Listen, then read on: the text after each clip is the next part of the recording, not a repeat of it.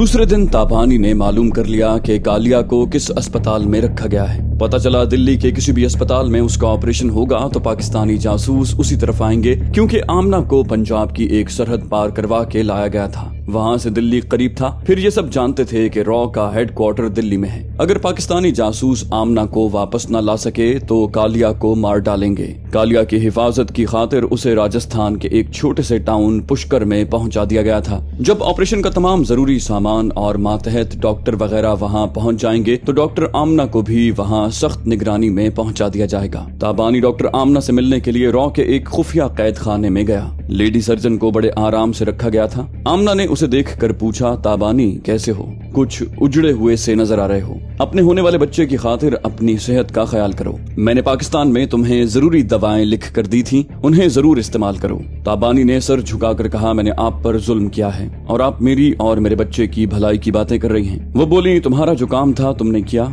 मेरा जो काम है मैं एक डॉक्टर की हैसियत से वही कर रही हूँ। ताबानी बोला, आपने कानून की मुखालिफत मोल लेकर मेरे मुराद का बार बार ऑपरेशन किया और उसे चलने फिरने के काबिल बना दिया। मैं आपको जबरन यहाँ ले आई। आपको मुझसे नफरत नहीं हो रही? डॉक्टर आमना ने कहा, नफरत क्यों होगी? मुझे यहाँ लाए हो, मुराद से मेरा तबादला करोगे, तुम्हारा मुराद तुम्हें मिल जाएगा। मैं वापस अपने पाकिस्तान पहुंच जाऊंगी, लेकिन मैं हुकूमत पाकिस्तान से कहूंगी कि मुराद को जल्द भेज दें। मुझे 6-7 माह बाद बुलाएं। मैं तुम्हारी जचगी तक तुम्हें अपनी निगरानी में रखूंगी। तुम नहीं जानते जिन्स तब्दील होने के बायस जचगी से पहले कैसे प्रॉब्लम्स पैदा होंगे। मैं रहूंगी तो इंशाल्लाह तुम्हें और बच्चे को हर हाल में बचाऊंगी। ताबानी ने एकदम से चीख कर कहा, बस करें, आप कैसी औरत हैं? किस मिट्टी से बनी हैं? वो बोली, पाकिस्तान की मिट्टी से। वो एकदम से पलट कर दौड़ता हुआ वहाँ से चला आया। उसका बस चलता तो डॉक्टर आमना को वहाँ से ले आता, मगर अब तीर कमान से निकल चुका था। उसने अपने हाथों से इस फर्ज शनास डॉक्टर को रॉ की कस्टडी में दिया था। उसके अतराफ इतना सख्त पहरा था कि वो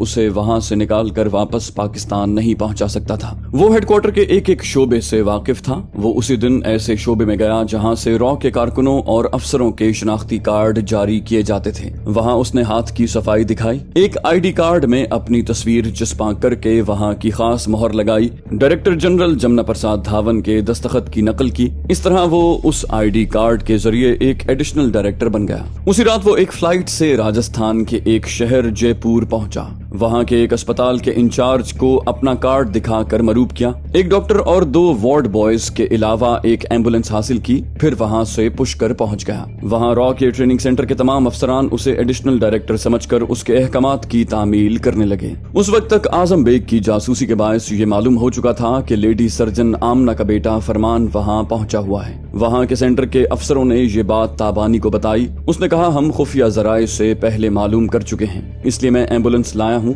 कालिया को उसमें आराम से लिटा दो। उसे एक बहुत ही खुफिया मकाम पर पहुंचाया जाएगा। इस हुक्म की तामील की गई। इस तरह वो कालिया को लेकर वहां से जाने लगा। उसके साथ आने वाले डॉक्टर ने रास्ते में पूछा, आप हमें कहाँ ले जा रहे हैं? ये रास्ता जयपुर नहीं मंडवा जाता है। ताबानी ने एम्बुलेंस को रोककर डॉक्टर और दोनों वार्ड बॉयज को रिवॉल्वर दिखाकर कहा, गाड़ी से बाहर आओ, कम ऑन। वो रिवॉल्वर देखकर सहम गए थे, फौरन बाहर आए। ताबानी के लिए खून खराबा और दहशतगर्दी मामूली सी बात थी। उसने तीनों को गोलियां मारकर हलाक किया, फिर स्टीयरिंग सीट पर आ गया। स्ट्रेचर पर लेटे हुए शमशीर सिंह कालिया ने सर उठाकर पूछा, ये फायरिंग किसने की थी?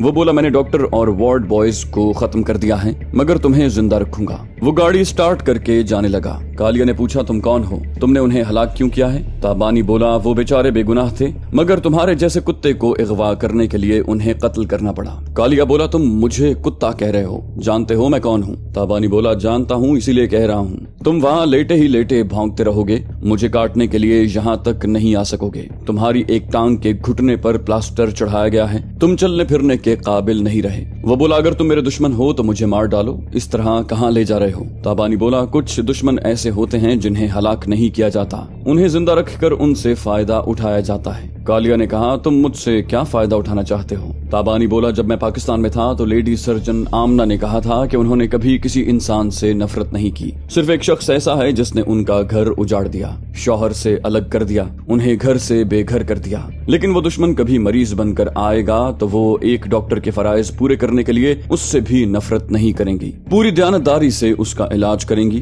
किस्मत की सितम जरीफी देखो, तुम उसके मोहताज हो गए हो। तुम्हारे घुटने की हड्डियों को वही एक डॉक्टर जोड़कर तुम्हें चलने फिरने के काबिल बना सकता सकती है। कालिया बेबसी से बोला, हाँ मैं उसका मोहताज हो गया हूँ, मगर तुम नहीं जानते, डॉक्टर आमना बहुत चालबाज है। उसने अपने बेटे के जरिए मेरा ये घुटना तोड़ दिया, हड्डियां चूर चूर कर दी ताकि मैं इलाज के लिए उसका मोहताज बन जाऊं। मैंने रॉ के डीजी धावन साहब से कहा था कि मुझे उस डॉक्टर आमना पर भरोसा नहीं है, वो मेरी दुश्मन है, मगर डीजी ने कहा कि वो नाकाम ऑपरेशन करेगी तो उसे गोली मार दी जाएगी। ताबानी बोला, कोई जरूरी नहीं कि हर ऑपरेशन कामयाब हो, कभी नाकामी भी हो सकती है। इससे पहले कि नाकामी हो मैं तुम्हें उससे दूर ले जा रहा हूँ। कालिया ने कहा, उससे दूर कहाँ ले जा रहे हो? उसे पाकिस्तान से अगवा करके लाया गया है, वो मेरा ऑपरेशन करे या ना करे जिंदा वापस नहीं जाएगी। ताबानी बोला, मैं तुम्हें यरगमाल बना कर रखूंगा तो उसे हलाक नहीं किया जाएगा। कालिया ने कहा, अब समझा, तुम पाकिस्तानी जासूस हो, उस डॉक्टर को बचाने के लिए मुझे अगवा कर रहे हो, मगर लेकर कहाँ जाओगे? तुम रॉ के सुराग रसानों को नहीं जानते हो, वो सुबह तक तुम्हें ढूंढ निकालेंगे। ताबानी बोला, रॉ वाले मुझे क्या ढूंढेंगे? मैं तो खुद रॉ का एक दहशतगर्द हूँ, जितने हथकंडे वो जानते हैं उतने ही मैं भी जानता हूँ, मैं घर का भेदी हूँ। अच्छा अब खामोश रहो, मैं जरा फोन पर बात कर लूं। इस दौरान में तुम्हारे मुंह से आवाज निकलेगी तो मेरे रिवॉल्वर से गोली निकलेगी। उसने मोबाइल फोन के जरिए पुष्कर ट्रेनिंग सेंटर राब्ता किया, फिर एक अफसर से कहा, अपने डीजी धावन को फोन करो, उससे कहो तुम्हारे सेंटर में रॉ का एक एडिशनल डायरेक्टर आया है, वो कालिए को एम्बुलेंस में ले गया है। कहाँ ले गया है ये तुम में से कोई नहीं जानता, और तुम लोगों के नहीं जानने का मतलब ये है कि कालिए को अगवा कर लिया गया है। दूसरी तरफ से पूछा गया, तुम कौन हो और ये कैसे कह सकते हो कि हमारा ही एक बड़ा अफसर कालिया साहब को अगवा कर गया है? ताबानी बोला, वो बड़ा अफसर मैं ही हूँ। धावन साहब से बोलो, जब तक लेडी डॉक्टर आमना जिंदा सलामत रहेगी तब तक कालिया भी जिंदा सलामत रहेगा और उसका इलाज होता रहेगा। मैं अपने एक अड्डे पर पहुंचने के बाद धावन साहब से बात करूंगा। उसने फोन बंद कर दिया। मैं ऐसे ही वक्त डीजी धावन से फोन के जरिए बात कर रहा था, तब उसे इत्तला मिली कि किसी ने रॉ का अफसर बनकर कालिया को अगवा किया है। वो अपने किसी खास अड्डे पर पहुंचकर धावन से राब्ता करेगा। डायरेक्टर जनरल जमुना प्रसाद धावन की नींद उड़ गई थी। घोड़ा अगर लंगड़ा हो जाए, दौड़ने के काबिल न रहे तो उसे गोली मार दी जाती है। कालिया जैसे लंगड़े को भी गोली मारी जा सकती थी। उसके जैसे बेशुमार कालिया रॉ में थे,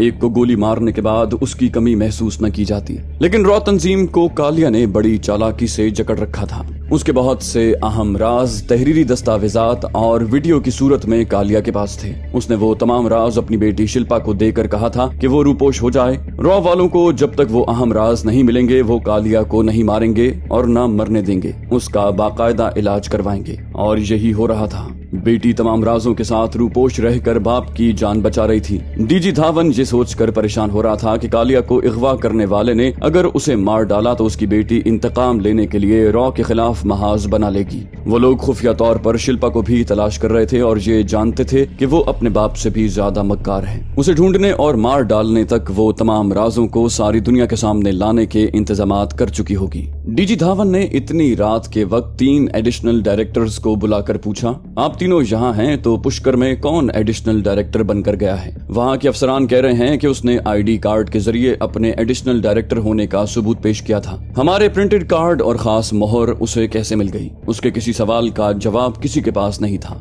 धावन ने कहा, आप लोग क्लब में बहुत ज्यादा पीते हैं, किसी ने आपकी मदहोशी से फायदा उठाकर आपकी जेब से कार्ड निकाल कर कैमरे से इस कार्ड की तस्वीर ली है। चुराया हुआ कार्ड वापस आपकी जेब में रख दिया, फिर कैमरे से ली हुई तस्वीर के मुताबिक अपने लिए वैसा ही एक कार्ड बना लिया होगा। वो जबरदस्त नक्काल है, उसने मेरे दस्तखत की भी नकल की होगी। हमारे अंदर कोई ऐसा गद्दार है जिसने हमारी खास मोहर उस कार्ड पर लगाई है। सुबह तक वो इस मामले पर सर खपाते रहे, फिर फोन की घंटी बजने लगी। डीजी धावन ने रिसीवर उठाकर पूछा, हेलो कौन है? ताबानी की आवाज सुनाई दी, सर मैं हूँ शंकर दास। वो बोला, शंकर फिर किसी वक्त बात करना, मैं अभी बहुत परेशान हूँ। ताबानी बोला, मैंने आपकी परेशानी दूर करने के लिए ही फोन किया है। आप कालिया के लिए परेशान है ना?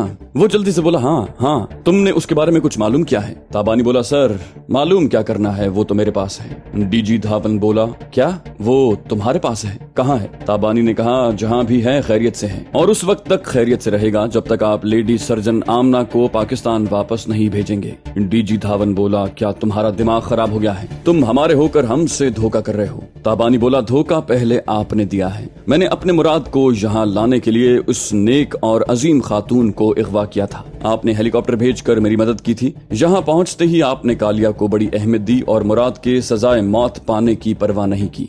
धावन बोला, मैंने तुमसे वादा किया है, हमारे आदमी मुराद को पाकिस्तानी जेल से निकाल लाएंगे। क्या तुम्हें मुझ पर भरोसा नहीं है? ताबानी बोला, भरोसा था, अब नहीं रहा। آپ कालिया को जिंदा रखना चाहते हैं तो डॉक्टर आमना से मुराद का तबादला करें। धावन बोला, देखो अक्ल से काम लो, अगर हमने इस तरह तबादला किया तो सारी दुनिया में भारत की रुसवाई होगी कि हमने इतनी अजीम हस्ती को पाकिस्तान से अगवा करवाया था। ताबानी बोला, तो फिर ये बात दुनिया वालों से छुपाने के लिए डॉक्टर आमना से काम लेने के बाद उसे मार डालना होगा, किसी को खबर नहीं होगी कि उसे यहाँ लाया गया था। धावन बोला, दानिशमंदी तो यही है। ताबानी बोला, मैं आपकी तरह दानिशमंद नहीं हूँ, 24 घंटे के अंदर डॉक्टर आमना को पाकिस्तान पहुँचा दें। धावन बोला, क्या तुमने आमना की रट लगा रखी है? क्या वो तुम्हारी कोई सगी लगती है? ताबानी बोला, हाँ, सगी से भी ज्यादा सगी। भगवान की सौगंध वो मेरी माँ है, उस माँ के लिए मैं मुराद का भी मुतालिबा नहीं करूंगा। मेरी कोख के बच्चे ने मुझसे कहा है कि मैं उस नन्हे के साथ जान देते देते भी उस माँ को पाकिस्तान पहुँचा दूं। सर, पहले मैं दहशतगर्द था,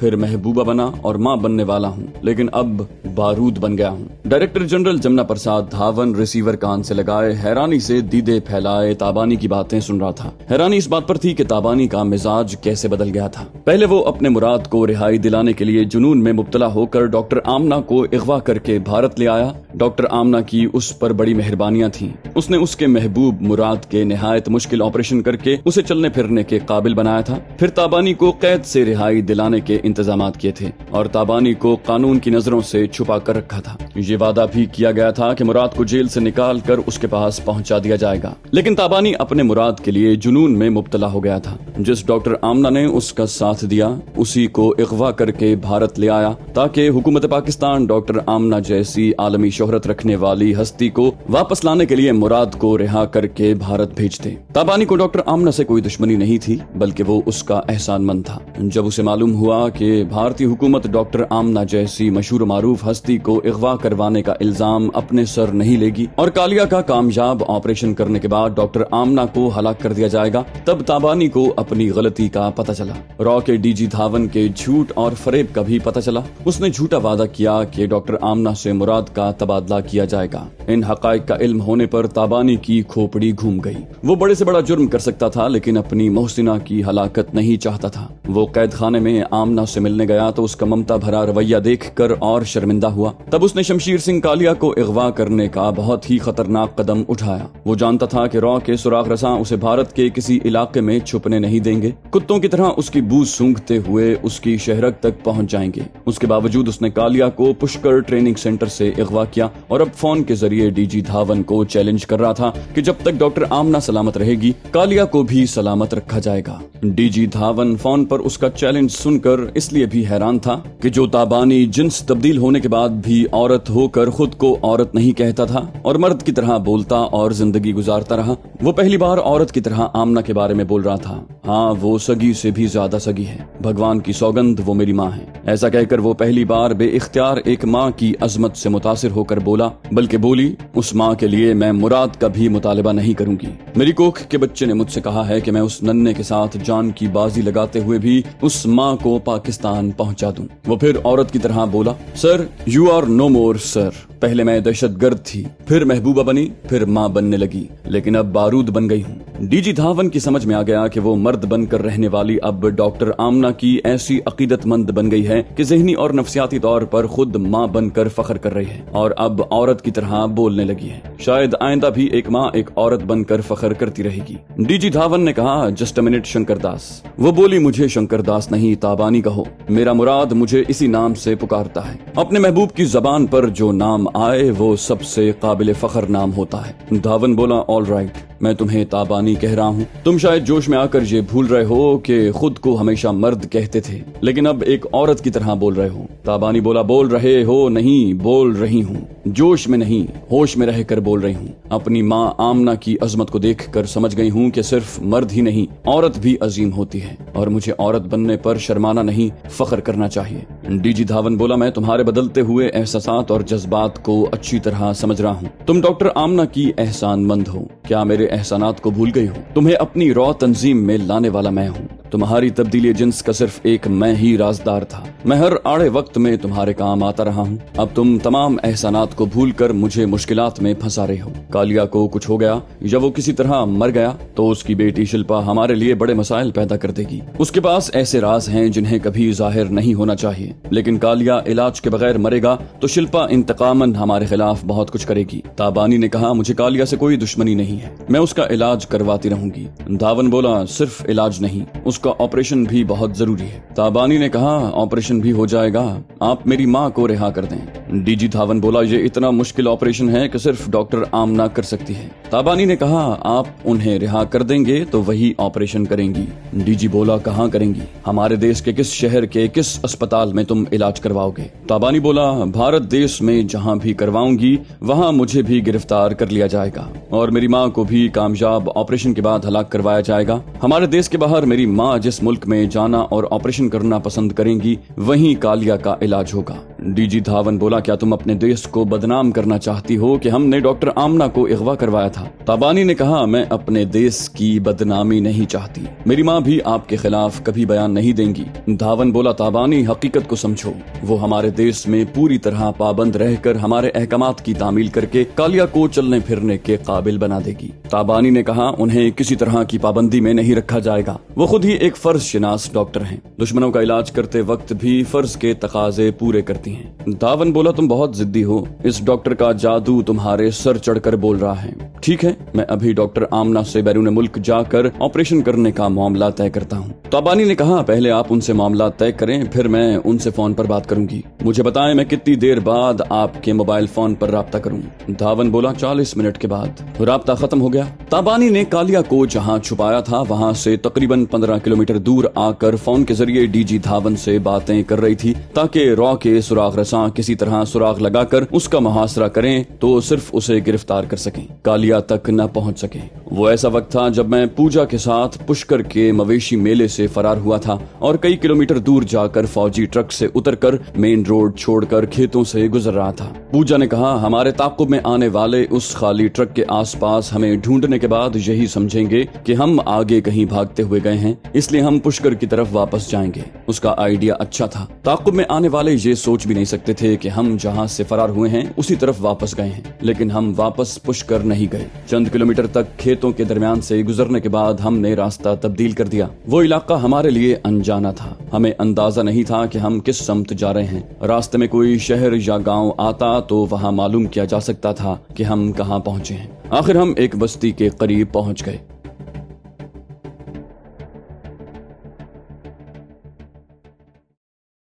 तो दोस्तों, ये थी हमारी आज की एपिसोड। उम्मीद करते हैं आपको हमारी कहानी पसंद आई होगी। जाने से पहले इस वीडियो को लाइक कीजिए और शेयर करना मत भूलिए। कमेंट करके हमें बताइए कि आपको हमारी वीडियो कैसी लगी, और अगर अभी तक आपने इस चैनल को सब्सक्राइब नहीं किया तो इसे सब्सक्राइब कीजिए और बेल आइकन दबाकर ऑल नोटिफिकेशंस ऑन कर लीजिए।